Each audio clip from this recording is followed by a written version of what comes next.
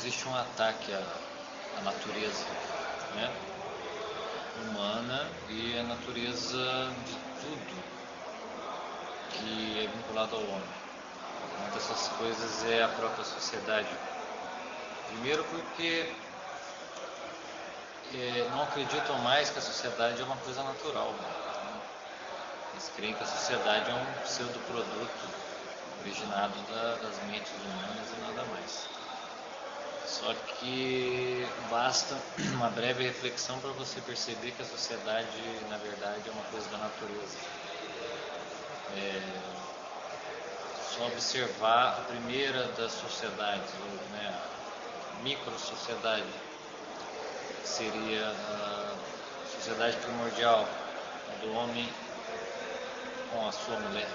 Né? Você vê que Deus criou um homem, depois ele criou uma mulher, porque o homem não estava feliz, completamente realizado.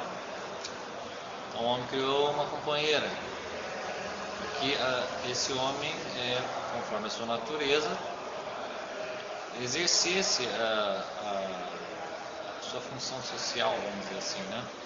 Sua natureza social. Então a micro-sociedade seria o homem e a mulher. E os dois juntos têm a geração, né? Geram filhos. Esses filhos precisam ser sustentados, né? E daí surge a necessidade da criação da segunda, vamos dizer assim, segunda sociedade, que seria aquela sociedade também natural entre homens senhores e homens servos, onde o senhor seria aquele que, devido ao uso da inteligência, né, às vezes uma capacidade de previsão maior do que aquele outro que tem uma força física de repente superior. O indivíduo serve ao outro devido a uma característica pessoal que complementa, né, que há uma complementaridade. Então essa comunidade entre senhores e servos, né, complementam as variedades humanas entre aqueles que são capazes de prever as coisas e, né, reger as demais ações posteriores, né, através da virtude da prudência, e aqueles que às vezes têm suas riquezas naturais maior força física, menor capacidade de previsão. Esses dois se unem e formam um segundo tipo de sociedade. E o que eles visam? Visam manter a geração, né? Manter essa geração que veio do homem e da mulher, e formam assim um conjunto, que é a primeira casa, né? Então a casa surge da união do homem e da mulher, a micro-sociedade, e a extensão dessa micro-sociedade é um segundo tipo de sociedade agregada, que é a de senhores e servos, que formam, enfim, uma casa. Isso daí está no Aristóteles, isso daí é a base da sociedade humana em todos os tempos, né? A partir do momento que existe uma casa, existe outra ao lado, e existe outra, existe outra, existe outra. Essas casas no conjunto formam aquilo que a gente poderia chamar aldeia, e os componentes desta comunidade, os aldeões, né? E o conjunto das diversas aldeias, né, formaria enfim a cidade, né? Cada aldeia às vezes se especializa em algum tipo de serviço, algum tipo de produção de bens. Então a cidade é constituída em cima dessa variedade de capacidades aí, individuais e coletivas, né? E assim forma a cidade.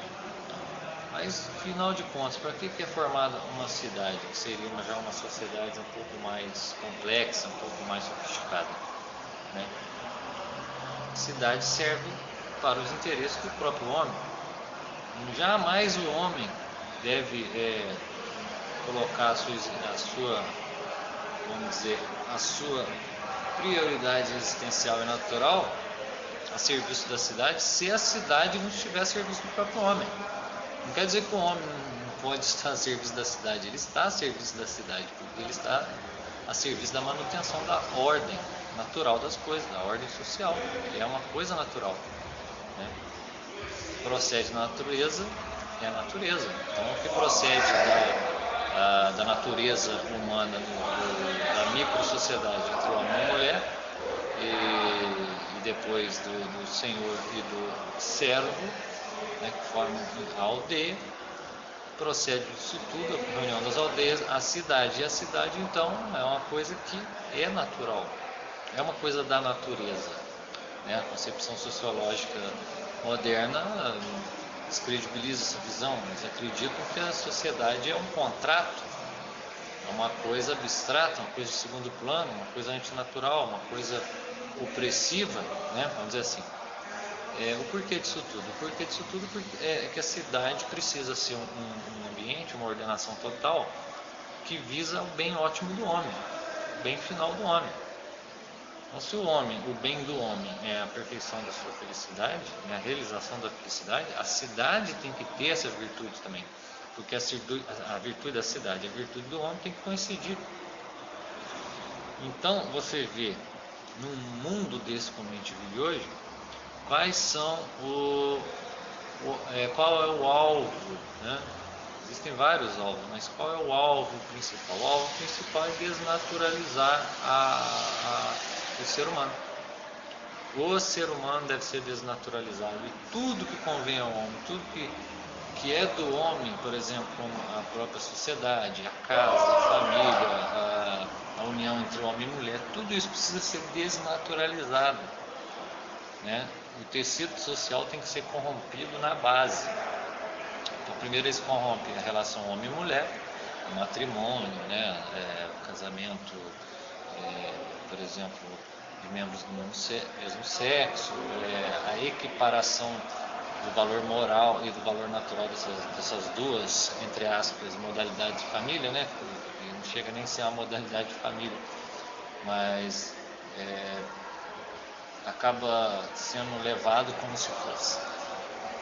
Então a finalidade é desmembrar a natureza humana. O coronavírus, o estado atual de coisas que nós vivemos, por exemplo, é mais uma dessas tentativas de desregrar, desordenar toda a sociedade, o tecido social, desnaturalizando, né? Você vê que, inclusive no Evangelho de Lucas, tem lá uma passagem, no capítulo 19, se não me engano, o versículo, não me lembro, mas eu acredito que seja 43, 44, que diz lá que irão vir dias, né, que os inimigos de cada homem, né, dos homens, os cercarão de trincheiras, ou seja, cercarão de todo tipo de conduta antinatural, né? Vão sitiá-lo, né, dentro de um estado de coisas antinatural.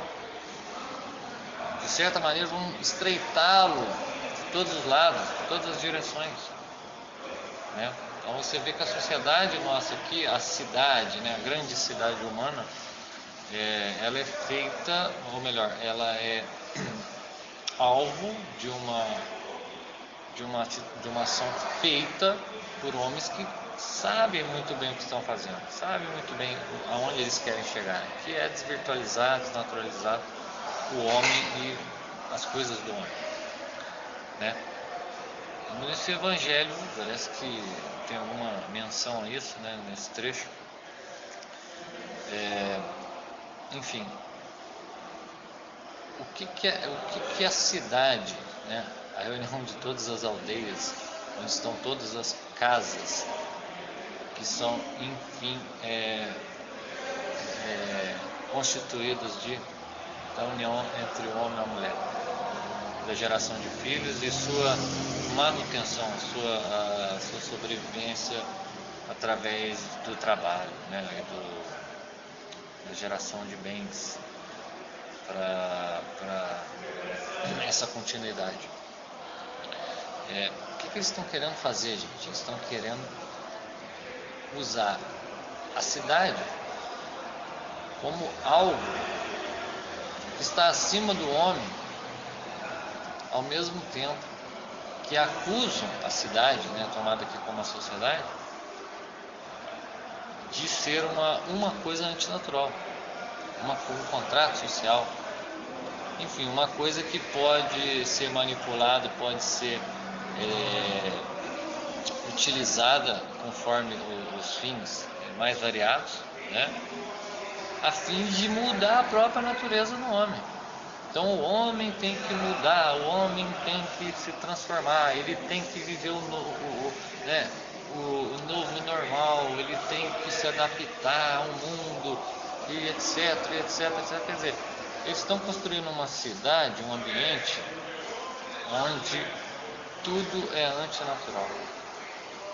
É por isso que a igreja não cabe mais dentro dessa sociedade. A igreja é algo paralelo e é algo até tido como atividade não essencial, né? Enfim, a cidade, como fosse o que? A representação da sociedade humana, ela foi transformada no que? Numa coisa antinatural, para ajudar no processo de desnaturalização do próprio homem. E o que seria essa desnaturalização do próprio homem? É, primeiro de tudo, anular a transcendência nesse homem, né? Ver o medo, o terror que as pessoas têm de morrer por causa do vírus, a subserviência aos governantes na questão do uso de máscara, das restrições, do fica em casa. Quer dizer, toda a organização da cidade, quando eu falo cidade aqui, você pode ver que abrange os estados, os países, estou usando aqui mais como uma metáfora, né? A cidade humana foi modificada de forma antinatural para acelerar o processo de desnaturalização do ser humano, para que o ser humano se torne mais uma máquina, mais um autômato, né? Mais um animal enjaulado ali, um animal domesticado, debaixo do aprisco dos governantes, dos grandes interesses globais. Né? A cidade já não serve mais ao homem, é o homem que serve a cidade. E aí as coisas vão derribando, até que a geração que está vivendo essa calamidade toda, porque o pior não é o risco de contaminação de um vírus, o pior são as consequências do tecido social que vão gravar uma certa geração. Você vê que as crianças nem saem mais de casa, as crianças já vão se acostumar a viver tendo aulas online, né, onde o professor delas vai ser um sujeito que está manipulando um computador, até o momento que o próprio computador vai poder fazer esse serviço e vai dispensar o serviço humano. E na geração seguinte, praticamente ninguém vai lembrar o que é brincar na rua, o que é brincar na terra, o que é abraçar um ao outro, o que é brincar de pique-esconde, etc. O que é ir para a escola, o que é brigar com os amigos, o que é ter medo do colega da sala do lado, essa coisa toda que vai construindo a personalidade de uma criança, naturalmente, o convívio social dela, né? Porque o homem é um animal político, como diz lá o Aristóteles, porque o homem foi feito para viver numa cidade. E se ele não vive numa cidade por vontade própria, ou ele é um sujeito vil, né, ruim, ou ele é um sujeito superior, né? Aquele que abandona o convívio social por vontade própria, ou ele é um homem superior que está fazendo isso pelo bem dos outros, pensando nos outros, quer dizer, então ele não abandona totalmente a sociedade. Ou ele faz isso porque ele é mau, porque ele odeia as pessoas. Então ele é um sujeito vil, um sujeito baixo. Então a gente vê aí talvez uma coisa que está passando despercebida. pela questão toda das mudanças que nós temos tido no último ano, que apesar de afetar a economia, afetar a política, afetar diversas coisas do nosso dia a dia, da nossa vida, né? Uma delas que talvez a pessoa comum não esteja vendo é essa desintegração do tecido social, essa desintegração da natureza das coisas, onde a cidade, a sociedade, né, o conjunto das famílias, né, das casas fundadas por um homem, uma mulher e seus filhos,